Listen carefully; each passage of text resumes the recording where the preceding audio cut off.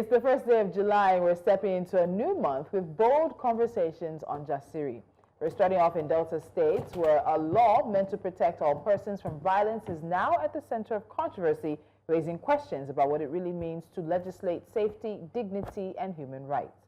And meanwhile in Lagos, the ban on single-use plastics officially kicks off or kicks in today. But is the state, and by further implication, the country ready to confront its mounting waste crisis? Or are we still drowning in convenience? From justice to sustainability, we're asking hard questions and spotlighting the people demanding real change. July has just begun and Jasiri is already turning up the heat. But first... Did you sneeze? Then sneeze now. It's not coming. But first, we head to Delta State, where the Delta State Police Command says it will now punish people who wear clothes that show too much of their body under the provisions of the Violence Against Persons Prohibition, VAPP Law 2015. Now, the police made this announcement on Saturday through a post on their official X account, where they said that the Delta State government frowns upon indecent dressing and that the VAPP law is ready to punish anybody who doesn't dress well, and anyone who goes against the law could be fined 50,000 naira or asked to do community service. Interesting. The post included a cartoon-styled illustration with a message in pidgin. And of course, I have to read it. As you not like wear clothes where they cover your body well, and you prefer to dey waka, go work, school, or anywhere with clothes where they show everywhere for your body, make you hear am. Delta State government no smile for that kind dressing, that kind VAPP law. They're ready to punish anybody when not dressed well. The post also, at end of quote, the post also added that the police will be sharing more laws every weekend so that people can now know what the state does not accept. News Central's Austin Azu is joining us live from Asaba, Delta State. Good morning, Austin. Good morning. Good morning to you. Good morning. Happy New Month. And the same to you. Now, Austin, can you please give us just a bit of background, whatever you have, on the law from the Delta State Police Command, and which said they're ready to enforce? And I use the word said because in checking the command's Twitter timeline or X timeline, they apparently have removed or deleted the post from their timeline. This is already starting to have some funny movements. But what do you know so far before we get into other questions?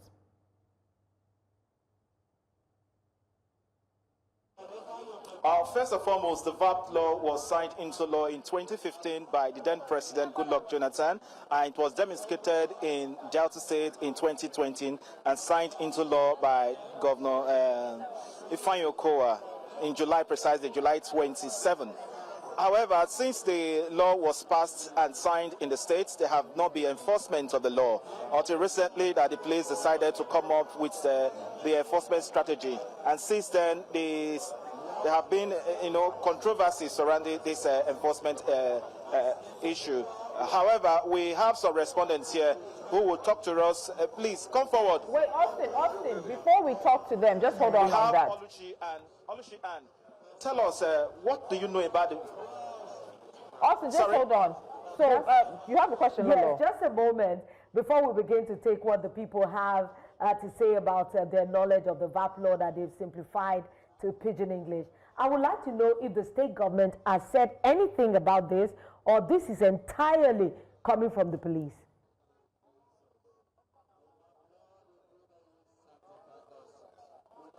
Father, I didn't get your question correctly. I said that I wanted to know that this particular law that we're talking about today, is it entirely just from the police command, or the state government has said anything about the particular law?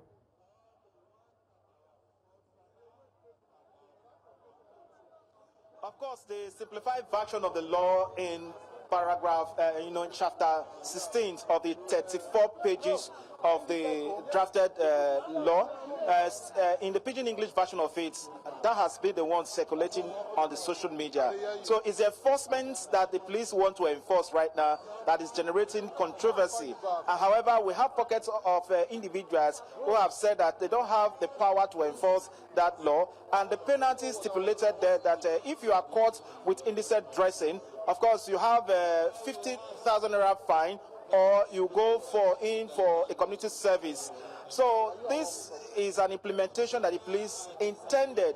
Of course, they have been directed by the relevant authorities to enforce that. So we are yet to hear from the police if they are going to enforce it or not. But don't forget to that this particular law was signed into law July year 2020. So about 5 years interval that we have started seeing this implementation process. So we don't know what took them so long for them to implement it. We don't know the rationale behind it now that it wants to be implemented. But however, a signal has been sent across to residents of the state that if you are caught dressing indecently, you will go in for it. We don't know how serious with the enforcement agency, because we have other laws that have been passed and are set to in the state here that have not really been enforced. One in question is the anti-open grazing law that was signed in the years before the general elections, 2023. But up to now, we still see cows roaming the streets and towns in Delta State. So we don't know how effective it's going to take with this enforcement issue. All right, Austin, before we let you interview the people over there, now in a state with real security and development challenges, what exactly do the residents think about the police focusing on dressing rather than the public safety? What's the mood on the ground in Delta State, and how are the residents reacting to the announcement from the police about fines for indecent dressing?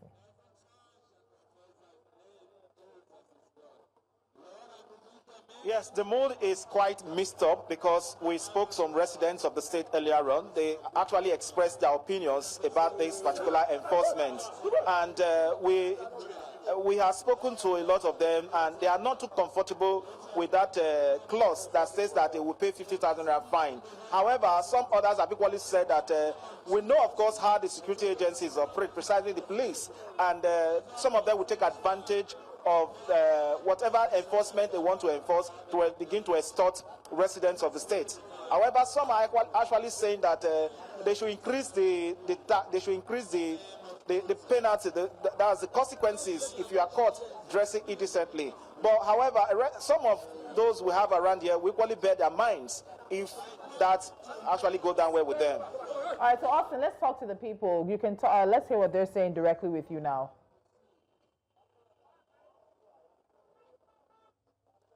Okay, Olushi, come forward, please.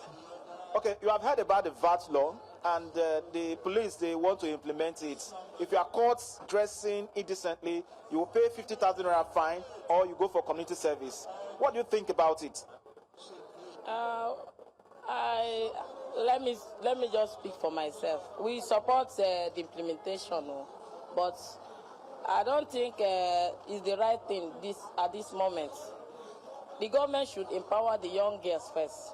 Then when you empower them, I don't think anyone will just wake up to dress indecently and be going out for hookups, because the reason for that indecent dressing is for attraction.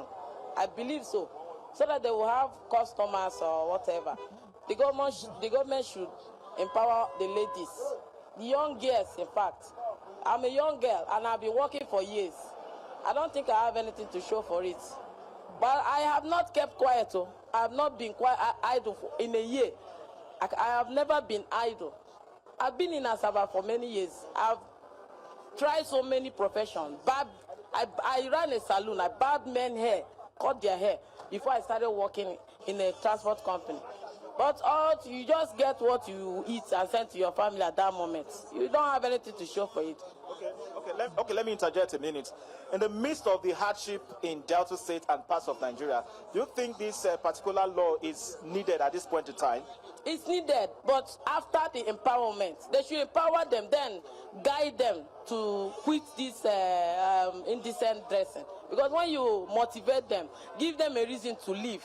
Because most of them have given up, and most of them are graduates.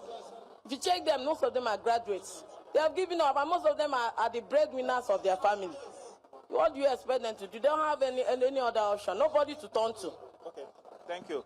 All right, we have Mr. Festus Chinedu. Mr. Festus, okay, bring us to speed. You are a man. What do you think about the VAPP law? And do you think the penalties stipulated there are well stated enough to discourage one from going into the public with indecent dressing? No. See, Nigeria should stop Nigeria should stop all this. The problem in Nigeria is not indecent dressing. Please, if they want to sanitize Nigeria, they should start from the up, down. Because, you know one thing, when you commission a committee that is not committed, they will commit you to commit crime. The condition in Nigeria force people to do what they're not supposed to do. Now, you want to bring police into this again. Remember SARS. Remember SARS. When you give a little opportunity to police, that will go extra miles. This is not our problem in the country. Nigeria should look for the problem of this country, not indecent dress. Please, they should stop disturbing the average masses in the country, because the country turned upside down. It's not functioning. The country is not functioning, so all the masses were defunction. So please, let them stop this. Stop disturbing the poor masses in the country. Let them be. Thanks. Okay, thank you. All right, Mr. Richard. Okay, you have heard about the VAPP law. Now, what do you think should be done in terms of sanitizing our dressing pattern in Delta? We talk of VAPP law. Yes. My name is Anthony Ugo, and indecent dressing is not good. Indecent dressing cause seduction, make people to do what originally they don't want to do. So for people who dress indecently, they should be punished. They should be given community service instead of the 50,000, because the 50,000 is, to some people, is a token. And when people begin to do community servicing, at least they will be exposing themselves to the kind of debasement, because people will look at them that, are you the one that have done such a thing to do this? So it's like an embarrassment. They will be taking correction from that. So indecent dressing should not be taken lightly by the government. Okay, now you talked about that in terms of the money aspect of it, the fine is quite expensive. Now, how much are you suggesting, though the law has been passed and accepted to, how much are you suggesting in terms of the fine? No, what I said is not that 50,000 is expensive. What I said, instead of people to go for the option of fine, they should be rather doing the community service. But there should be penalty, financial penalty for it. Okay, yes. So 50,000 is to me, it's not small. It's not too big, because what the government want to do is to discourage people from doing it. And if somebody who say that he cannot part away with 50,000 easily, definitely he'll be ready to abide by the rule by dressing decently. Okay, we have Efe here. Efe, you are a chief, and you know what it means in your own kingdom. Yeah. Okay, bring us to speed. Tell us, Anthony just said right now that the 50,000 is not too much for people to pay to discourage them. Do you agree with him? Very much I agreed with him, because our girls totally, generally, have gone air-wired. There is no little girl in this country anymore. I was opportune to travel down to Bomodi for a function, and what I saw there is something I've never set my eyes on before now. A girl of 10 years goes for hookup. A girl of 12 years goes for hookup. Mother will dress the same thing. Children will dress with mother. Mother will drag man with boy with the daughter. Daughter will drag boy with the daughter. So it is very, very important that we adhere to the law. 50,000 naira is even too small. They should also be involved in community services publicly, for people to know that they are the ones that are caught for indecent dressing. You shouldn't just end by just paying the 50,000. So lots of them have the money to just pay. You hold them, they pay. Tomorrow you see them going out again. But by the time you get them disgraced publicly, you find out that they will be ashamed of going back to it. Now, someone raised an issue about what happened during the NSAS. So do you think this would trigger another state protest that will, disrupt the peace of the state? Because some of these police officers has alleged that they might likely be extorting some individuals about this. If you fall a victim, you are a victim. It will not lead to any community problem or state problem and all that, just like NSAS. But let me tell you, let's call a spade a spade. Every woman in this country need to be very decent for every man to admire, not by indecent dressing. For every 5 women you see, 2, 3 of them are dressed improperly. Their dress are not proper. You understand me? Half naked and all that. You are in the junction here. You can take a look at them before you go. Take a look at them before you go. It is very obvious that even with the men, the youth now, they're finding it very difficult to get married because hookup is the nearest thing. They go online, you see them, they hook up. You see somebody going to a destination that they don't know. A guy will leave Warri to Asaba. A guy will leave Port Harcourt to Asaba. A guy will leave Asaba to Lagos without knowing her destination. That is why they use a lot of them for rituals. Now, another aspect that others are concerned about is the enforcement that the state government is bringing to bear after 5 years. Yes, I can hear you. All right, just ask him this final question because we want to come back to you before we wrap up.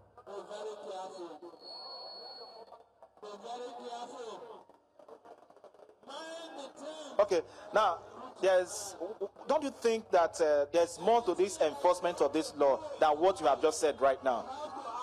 There is more to it, but at the moment, let's just start with this. We're Nigerians, things are very difficult at the moment. Things are very difficult. Let's start it gradually. Let's take a step. The journey of 1,000 man starts with a step. We'll start with a step and see how they can abide by the rules and regulation set aside by the federal government. Because after God is federal government. Okay, thank you very much, Chief. We appreciate you. Thank you. Of course, we have heard from the respondents. They have bared their minds on the enforcement of the VAPP law here in the States. Austin, there's some, we're just hearing that there might be a possible press conference by the government on this particular issue. Can you confirm that?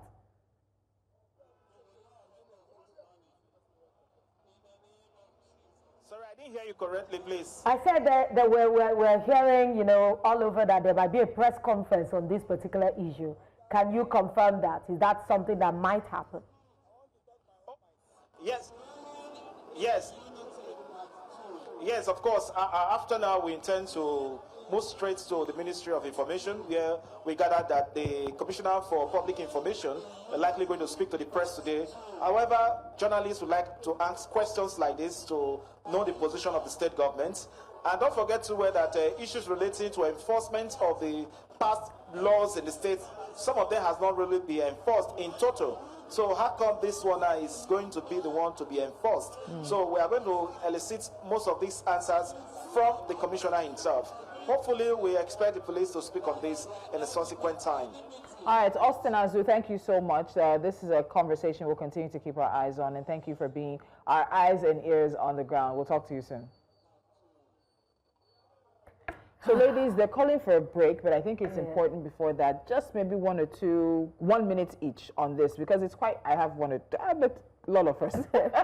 Honestly, I just even want to know which particular law was interpreted, because I want to put it side by side, because sometimes maybe they do not understand the literal interpretation of what they interpreted to pidgin. Because if you want to speak about this particular law, I want to know which section did they interpret that, you know, that led them to this conclusion. Because if I have not seen that side by side, maybe they haven't even interpreted the law well. Because there are so many things you can say when you say indecent dressing. Is it exposure? You know, just burying yourself in public? Who decides what is indecent? Hold the thought. Blessings. Exactly. So that was where I was tilting towards, because this could have just been out of somebody's personal intent. Like, you know what, I'm tired of seeing.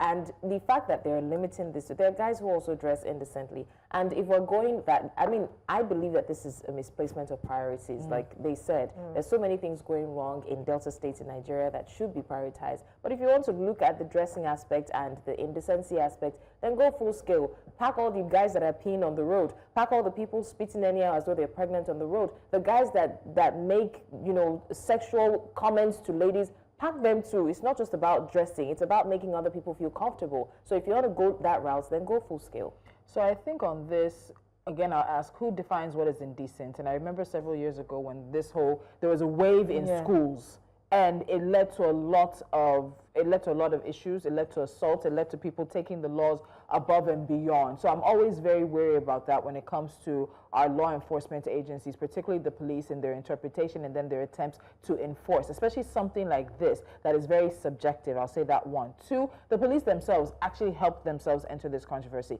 because you only put a female on that poster. Indecent dressing does not have a gender. Of course. There are men who dress indecently as well, but you've already given us a target. You've already laser focused this beam and told us basically without saying it that you're going after women. But then Lolo makes a point about the interpretation, and I did some research. The Foundation for Investigative Journalism is actually saying that the Delta State Police Command may have misinterpreted the VAPP law because what they only found when they did a keyword search of this particular provision is that there is a section about indecent exposure, and that anybody who intentionally exposes any of his or her private parts wholly or partly in public commits the offense of indecent exposure. Maybe someone sat down and thought indecent exposure was because if I look at it, I believe it's indecent in my eyes. Therefore, you've exposed yourself to me. So there's a lot of explaining. And let me not, and I need to remind you again, they've taken down the main tweet from the Delta State Police Command's official timeline. So we're about to hear clarifications and it wasn't like that and this is not what we intended.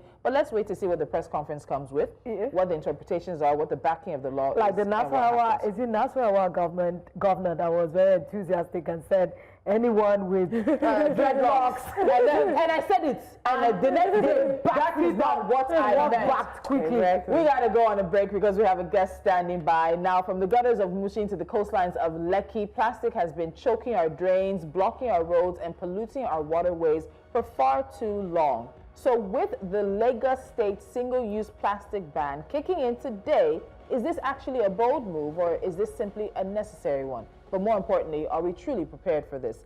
Joining us to unpack all this after the break is Olumide Idowu, co-founder, International Climate Change Development Initiative. Stay with us. Jasiri continues after this. Plastic has been choking our drains, blocking our roads, and polluting our waterways for far.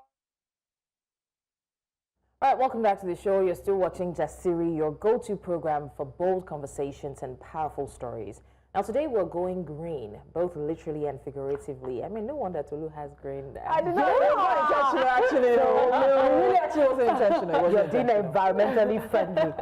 Okay, so we're going green, and that's because Lagos State is making a major shift. Now, after 18-month moratorium, the state is now set to enforce its ban on single-use plastics, announced on January 2020 or in January 2024 and championed by the Commissioner for the Environment and Water Resources, Tokunbo Wahab. Now, as we stated earlier, it's not just a random directive. This initiative has been in the pipeline for a while now and is now to be fully enforced. Here's what the ban actually covers: nylon bags, polythene, styrofoam food containers, plastic spoons, forks, straws, and cups, unrecyclable plastic wrappers and packaging, and this applies across board from mama puts and market stalls to fast food chains and corporate offices. Offenders may face fines from seizure of items and even business closures. So yes, it's serious and it's here. It's a major shift for the state and Lagosians. So joining us now to explore this further is a leading voice in climate change advocacy and co-founder of the International Climate Change Development Initiative, Olumide Idowu. Welcome back to Jasiri. Thank you very much. Yes, the time we had him was there were some deep, what we used to say on radio, there were gremlins on the radio on the lines. But it's good to have you with us. Thank you very much, Olumide. Thank you for joining us. But let's just get right into it. We'll start by quickly laying some quick facts. Over 2.5 million tons of plastic waste are generated annually in Nigeria. Just around 12% of that gets recycled. Lagos alone contributes about 15% of that total. What's your honest assessment in Lagos of this ban on single-use plastics? Is this a serious first step or just a performative one? Because as it is, it started, I remember we talked about this in January 2020. Everybody was afraid. All the way some people came out and said, some people just ordered, containers of styrofoam. They didn't give them time. And this is a year and a half later and more after. Would you say they are ready for enforcement now? Or is this still just performing to the gallery? Yeah, thank you very much. I think it's, let me say it's overdue because the way woman responds to the environment matters a lot. And it's just a very good example when you wake up this morning and you did not sweep your surroundings. How is it going to look like? So it's just a step at a time. And the time given to the states to actually effect this, which is today, I think is enough based on the kind of activities that we've seen around us. And one thing again is that what are the response from the government towards this ban of single-use plastic? Because when there's no a concrete alternative for people, then I think that's the only thing that's going to bring the problem. But when it comes to enforcement, I don't know whether they've said, because I heard that today they're going to be doing a press conference because of this. Whether they're going to put a price on it, we don't know yet. Because what they are banning up presently is all recyclable products. But the point here is, at this, what they call it, this enforcement gets into the, nooks and crannies of the states, because that is where you found it. Let me give you a very good example. When you come to Unilag Road, before you can ban single-use plastic in Unilag Road, it's going to take a long time. Why? Because this is a student area. Yeah. How much can those students invest to buy food? You are buying the food and you are paying for the container itself.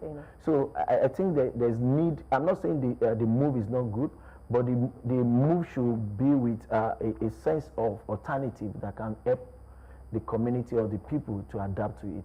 So I would just say that it's very, very, I make a statement the last time that when two elephants are fighting, it's the grass.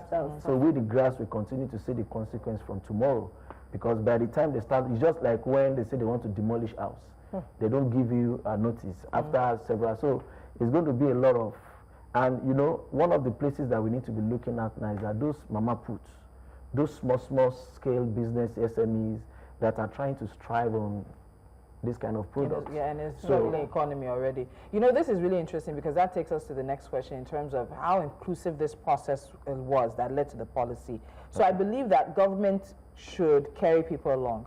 But I also believe that oftentimes government will need to carry the people, because sometimes government will need to take us in the direction that we're not ready to go, but it's the direction we should be going. Yes. And so it can be a struggle, especially in a country like ours, especially with economic situations that many people find themselves in. So who was involved in the process of bringing about this policy? Were local waste workers, recyclers, market sellers, market representatives, manufacturers, even the customers. At the end of the day, I have a supermarket that I visit. They've enforced this a while back. And every time I go to I forget my recyclable bag in the car. And you carry it with your hands. I'll take the cart out and I'll do pieces. Everything will just be in pieces in my boots. And it's just, of course, a mentality shift for all of us. But who was part of this process to ensure inclusivity? Yeah, let me first say that according to Lagos State, FIBRA, which is the, I think, I've forgotten the full meaning of it, but they are part of the consortium of people that actually, talk about this conversation with the government. But when you look at it, you just mentioned supermarkets, and I think those supermarkets, they need to abide to this, because that is where some source of the problem comes from. Yeah. You don't take your waste back to the, sorry, your what they call it, the bag you paid for. Nylon, the nylon you pay for when you go. But let me ask you, the one you paid for, is it recycled? So I don't even know. Exactly. So it's in phases. Yeah. So we just need to understand that we need to do that now, so that as times go on, people start to adapt. It's very, look at when they banned styrofoam last year. You can see a lot of people stop using it. So it's going to fade out. And now we started having low quality of those normal plastic. Oh, no. Yeah. Before it was very strong. Yes, take away. it's not anymore. So I think, according to Lagos State, we've been able to understand that they engaged the FIBRA. I've forgotten the full meaning. I'll look, don't worry, we'll find it for you. So, and these are the people that actually, most of them control the process of the, and remember again, a lot of people want to make money from waste. Because they keep telling us that every waste is not waste. Every waste is a resources. So if every waste is a resources, why are we not looking at the resource part of it to make wealth for ourselves? So by the time you look at the small scale business, or let me call them the social enterprise, why are they not going into this business? By the time you see it, when people start talking about waste is money, so all of us should now start making money from waste. So there's going to be a lot of competition. So one thing I think is that, have you ever seen the Lagos State government, maybe the communication or the awareness team, come to your station to do an awareness with you? Pause on that. I'll tell you, because there's a question on that. But FIBRA is the Food and Beverage Recycling Alliance. But when you look at what it is, the Food and Beverage Recycling Alliance, you're wondering who is in it. Because if that's the main partner that Lagos State has had in this, that might seem like a lot of people were left outside the door. Well, I would say that, you know, the conversation is in phases. FIBRA comprises of, if you are into food, if you are like, what they call it, this shopping mall that you are talking about. Supermarket chains.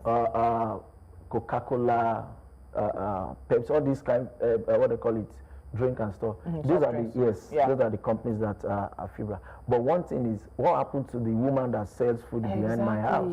That's why I was saying that it is very hard for you know, they say government, you can't fight government, but there are some cases that when there's no alternative, you'll be able to tell them that this is not working. And that's why I asked, if today's press conference is going to come with some concrete solution, with, okay, if I dump my waste, or if I do this, or if they catch my company still using this, will I pay so amount of money? And let me tell you, people are ready to even pay that money, because the money they make from that other product cannot be compared to cannot be compared to them to now. So now another thing we also need to look at is that is the government also involving companies that will produce or provide this alternative locally, even not again to be imported. Exactly. So are they looking at those kind of companies to help also to, you know, the transition, reduce the stress on people that cannot afford it? How many of us? For me, I don't buy nylons in the supermarket. I go with my paper bag. I don't even call it paper bag. If water pump paper bag is it recyclable? Yeah, some of the paper bags are recyclable. Exactly. So that is another thing, because, you know, like we say, Nigeria, we need to always look at the solution that can adapt to the country. To the context. Lagos State is already filled with landlocked water and everywhere. If that water fall on sort of paper, when it gets to the what they call it, the riverside, how is it going to look like? So I think we need to start looking at what is conducive, what is proper for a state like our Lagos State. Do you know, I didn't even think of packaging as well. But packaging is also part of it, types of packaging. And I'm just thinking back to the supermarket. And I remember for my daughter's birthday, I was looking to buy disposable, we call it disposable, apparently it's not, disposable spoons and forks. But I wanted to make the responsible choice. And I looked at the recyclable disposable spoons and forks, and my pocket said, no, ma'am. I went home and checked. I said, the wooden ones. Yes, the wooden and recycled, they're mixed. And I said, my pocket was like, it's not. So that's the alternatives, and that's the cost of it. But even when you talk about the packaging, how much of the transition is even going to be possible for big supermarket chains, small supermarket chains, small small pharmacies, that a lot of things come in packaging. Let us look at it like this. Let us start from what Lagos State is banning from Ghana. Is there an alternative for them? Let's check. For each one? For each of them. Now, they've said, okay, we want to ban what they call styrofoam, straw. So yes, nylon. So is there an alternative? A type of nylon. So they said that the thicker type. 20, is it 40 micro something. Yes. So let us just look at it. Look at that one they just showed now. The red cup is everywhere. That's even not recyclable. Is even a brand. Red cup? Is that we use for oblate? You use it for oblate? I don't know. You know, it's even a brand for some celebrity. Yeah. You get it? So oblate cup. There's a lot of ways we can transit, but if you don't transit with the people, or you don't transit with what people can, you know, adapt to, or what people can afford, it's going to really, with the population of almost 20 million people, how do we start looking, starting from Mowe, come down to this side? Can we start, how many enforcement want to go down? Is there even a citizen alert to say, okay, somebody is behind my compound that is making use of this, please come and look at the person, or somebody is in my compound that is still making use of styrofoam, all those, but I don't want us to conclude. Let us wait till the press conference and get some clarification on what are they going to set aside as a transition. And I was so shocked because, you know, when you see all the news, you see Lagos State ban single-use plastic, but when you look at the bottle that we used to drink, is it also single-use plastic? So on the list, I hope we can get that back up. Yeah. So that's actually not on the list. Yes, because they said it's recyclable. So PET bottles, which are the ones that are for soft drinks and water that we buy in traffic, they're not on the list. So on the list is styrofoam food packs, single-use disposable cups, plastic straws, plastic cutlery, such as forks, spoons, and knives, and single-use carrier bags and thin nylons under 40 microns thick. And then what is not banned, we're not banning sachet water plastic. Yes. We're not banning PET bottles, soft drinks, or water bottles, and we're not banning nylon bags thicker than 40 microns, which I don't know what that means. So it that might be means the thickness of my fingernail. those cutleries and spoons, are there not any one made of plastic that is recyclable? No. So you have to buy the recyclable wooden ones that are like made of paper mache. They're not banning the plastics that some of this plastic that we use for like food containers, takeaway packs. Can't they make spoons of them? The process. Go ahead. Let me just ask you this. For me, I just felt that the only problem we have now is the alternative. Even if we are banning lack everything, of alternatives. Let me ask that spoon. If how many supermarkets in Lagos you can go to get that spoon? The one I went to was a large supermarket chain. You likely will not find it in the neighborhood ones. Exactly. People consider them bougie. I'm still giving you an example of Unilag Road. The reason why is because that is where we have a lot of students. Can you see a supermarket selling that kind of spoon? Well, the students won't be able to afford it. Everybody will start to put their cutlery in their bags. So there's need for also regulation based on how you can subsidize those things for people that can produce that product. Because it's also going to help us to increase our numbers. It's going to reduce job loss because a lot of people want to do. So the transition. If you look at Lagos State now, I think I remember one of the companies that is really doing takeoff. Alchem. How many of them do we have in Lagos? But wait, so we always talk about the elephant before the is it the elephant? Oh God, the horse before the cart before the horse.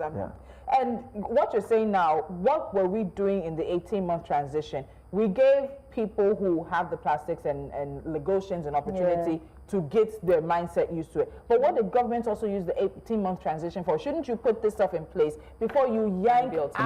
That's why I said if there's no transition, it will be very hard to enforce because we keep spending more money to go and arrest people, spending more money to go to different communities. Why people will keep doing that I said it, look at Lagos State, the landmass alone. How many places the enforcement will go to. So that means the Ministry of Environment need more empowerment, need more staff. Personnel. To be going everywhere. So it's a little bit of, it's a good move, but they need to start quickly look at the issue gaps. of how do we curb the issue of transition. Because if we don't transit, if we don't have an alternative now, for instance, it's going to get to a time you will not be able to, you just have to have more of that product kept somewhere. They'll tell you to bring your own cup to Oblate. Let's take a quick break. It's bring your own cup Oblate Day. But let's take a quick break because it is, of course, a focus on Lagos at this point. But there's a larger conversation to be had about Nigeria and plastic waste management. And we'll swing into action on that part of the conversation after the break. Stay with us. Welcome back to Jasiri. While Lagos has taken the spotlight with its new ban on single-use plastics, the bigger question remains, what about the rest of Nigeria? From overflowing gutters to plastic-choked waterways, the crisis is national and the urgency is real. In the next part of this conversation, we zoom out to ask, what will it really tackle? What would it really take to tackle plastic waste across the country? And who is being left behind in the process? We still have Olumide Idowu, the co-founder of International Climate Change Development Initiative, with us. Olumide, let's zoom out. You know, like in the camera. Nigeria generates millions of tons of plastic waste every year. Much of it is ending up in the drains, in the gutters, and in the oceans. Why has it taken this long in the first place for plastic pollution to be treated as a national emergency? Or maybe I should just assume that, is it being treated like a national emergency now? So that many can just believe that the government is doing something. Because globally, it's a conversation. And you know that Nigeria, sometimes we are fat people. We just jump on a trend. It's not like maybe we've thought it out. Why are we coming to it now? This is not the first time I've seen documentaries upon documentaries of plastics washing up the shores, and it's not just in Lagos, it's a national phenomenon. Yeah, well, in the next in the next 1 month, there's going to be another international plastic treaty conference. That Nigeria will attend with a full Yes, entourage and contingent. last year was in Canada, and I'm very happy to see a Nigerian delegation. But one problem here is every conversation that happens there stays there.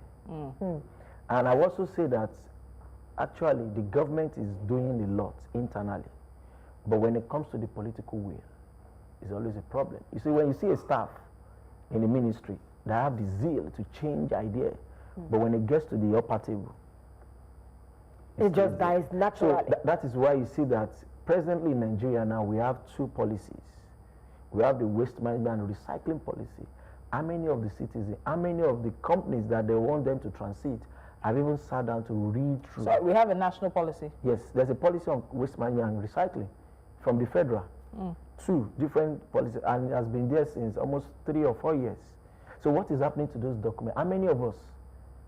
And I can just give a kudos to Lagos State because they move with the world. Like what they are doing presently is because there's an urgency for them to do it. And it's one of the problems we are facing.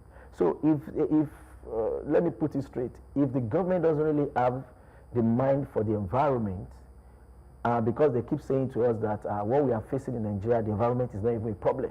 The problem is insurgency, the problem is security. But you remember, security and insurgency, they are also environmental problems. Because when you displace people from one place to another place, it's because this place is not conducive. That's why you move them to this place.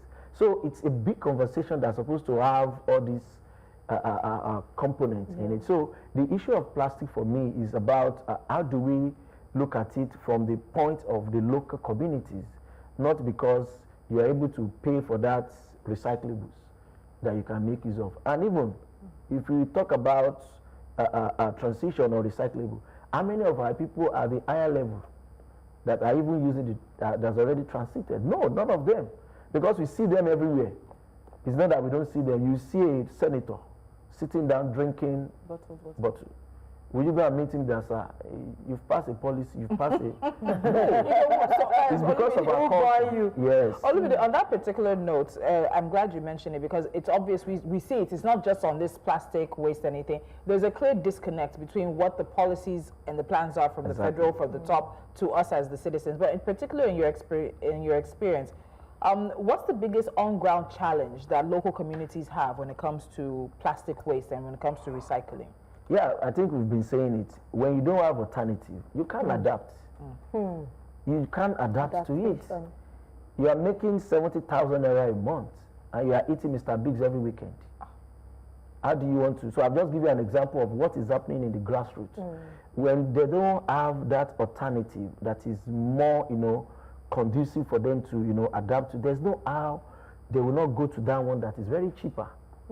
For them. So it's a very big problem. And this is not only happening in Lagos. Yes, of course. It happens across all the states. And before a state can adapt to single use or to this kind of conversation, then that means they need to start looking at where is there even job for them to make money to buy that kind of product? Is there even, or let's give ourselves an example, a ministry that is talking about this. When you go to the ministry, can you see a sign of an example of them transiting as well? We are talking about from fossil fuel to renewable energy, and that person talking about is still using generator. Diesel. Diesel, yeah. So how do we, so it is about, some they say bottom up approach, but this time it should be top down. When things are changing from the top level, then the people will continue to adapt to it. So when you go to every ministries in Lagos State, I think they should even start as a part of their policy that every ministry in Lagos State should start transiting. So that when I go to the Ministry of Youth and Sports and I see what they are doing there, it is a message to me to say that, okay, fine. And let me also bring it, and one of the biggest challenges that you ask is, you see the gap between the local government, the councillor, and even the ministries is very wide. Why? Because when it comes to let me call it, maybe we should give it a name, plastic police. to police everybody that is not adapting is the work of the local government. Yeah. What is the role of our councillors? How are they making sure that they are not just creating that space for that woman because they've collected money from her to sell biscuit and sweets? Because if they can use these local community people, or let me say community police, what they call it, to follow up with people that are not, transiting, that is even the first part.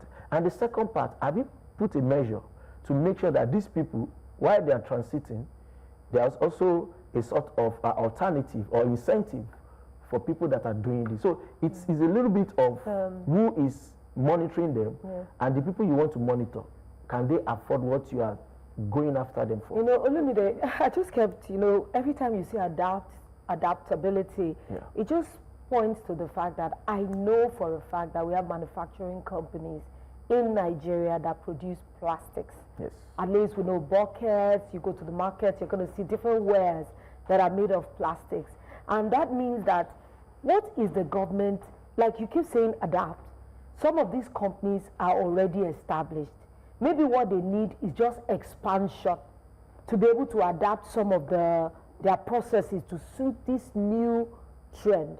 Because if they don't do that, some of these companies cannot thrive. Is it that the government cannot do like a public-private partnership to be able to get more equipment for them, maybe tax-free, so that they can adapt some of the products to suit? I think all these things are going on. We just need more of the companies to come out. I'm very 100% sure that Lagos State will not use that 18 months to just be saying they want to buy plastic. There's a lot of conversation. I mentioned a sort like Alchem. What happens to all those upcoming recycling companies? We have, even in the recycling, we still have people that do what they call the upcycling. That they are turning that waste. So all the ones that we already have now impact, what is going to happen? How are they going to dispose them? Because some people have already produced a junk of all these things. They produced it down to the end of the year, into next year. So how are they going to even, upcycle, or let me say, how are they going to make use of that to turn to another thing? But I'm seeing a lot of advancement, especially come out of Africa, that I've seen people using this styrofoam thing. They stacked it and made bricks of it. Yes. And they're building houses. As well. I have seen that they clothes. So why are we not, as Nigerians? I've seen our hair, some of our hair brands. I've seen somebody make of banana leaves and the stem. They make it into fibers, microfibers, and they make. Why are we not at the upfront of this research? Well, I will also say that you see, the issue of upcycling, we've not embraced it as a country. I'm doing a project on turning PET bottle to toilets to stop open defecation and create more what they call it to reduce plastic pollution. But when the government have not really embraced that idea, there's not going to be like a need for them to say, let's start doing it. Yeah. And that is the problem we are facing. So every company doing upcycling now, they are doing it based on passion, based on, okay, I can still make money from some set of people. There's a lady in Ibadan that is turning pure water sachet to clothes, making clothes with Adria and everything. She's doing it because a lot of people are buying it, because she's in Adria business before. She now noticed that people are talking about upcycling. She added that to it. So, and you mentioned about tax, or you mentioned as incentive. One thing again is that, I don't want to blame the government totally, because we the people as well, we also have our own issues whereby we always want to capitalize on the weakness of the government. On the gaps. Or the gaps. We want to take advantage. But one thing again is that when you look at the people that you say we go to school and the people that not go to school, you will notice that we that were in school, we are the one that are even causing the problem. I'm telling you, because most times the enforcement happen to the community people. To the grassroots. To the grassroots. Which enforcement is happening to us that we are sort of educated. More enlightened. I'm telling you, because when you see, when they said Wole is coming like this, it is not you and I that run up and down. Because before you rent the house, you've gone through the agreement, you've read it, you've signed and everything. But for those people that don't have alternative, they just need a place to sleep for like 2-5 per night. You are not there when they are going. So those kind of people as well are the people that the government actually need to. If you want to eat, now, you will not use that styrofoam now. You know why? because you already know the impact. You rather it in a big iron or stuff there. But this woman at that community, and also when you look at people that we buy things from, some of them are also in the middle class. They have all these small businesses. How is the government empowering those people? Because I was thinking when you asked me this question about who are the people they engage during that 18 months, these are the kind of small-scale business they should have empowered, and also use the opportunity to create more jobs. And raise for awareness. if you want to do, if you want to come into recycling space, or if you want to also be part of, come and take this course, come and do this training, and the government to give, like what they did for Loma. I remember during Ambody time, there was a period they said everybody that wants to buy the compartment should come and take it for so amount of money, so that we don't have, if you notice, all the truck that park waste now, so dirty, smelly. Then the alternative was that, okay, if you can subsidize the price of this compartment, then they will be able to buy and start. That's why I started using more people. Yeah, that's why I see those small ones everywhere. The compact ones. Exactly. I think that's another way of helping those companies to reduce, and we need to have more, not just to when people come to your house to pick waste today. Maybe it's another next 3 weeks or 4 weeks before they can come, and that's how they. I will always joke on this table about Tolu taking on the leadership realm of NOA. And this is where I have a problem. Because if we're talking about a national crisis or something that bemoans all of us, why are they not giving information? Because this is still connecting the dots, because this is still this is elite conversation as far as I'm concerned.